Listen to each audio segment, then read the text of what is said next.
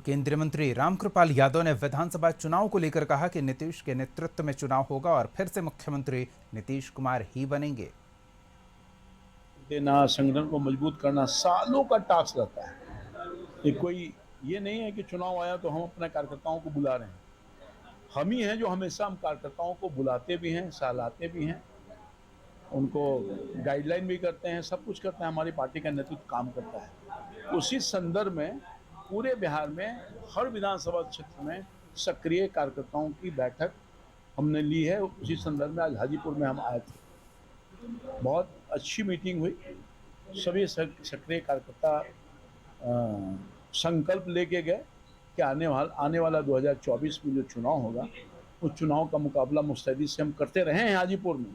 उससे भी कहीं ज़्यादा सक्रिय होकर के अपने बूथ को मजबूत करके हम भारी अंतर से माननीय विधायक जी को पुनः जिताएंगे। और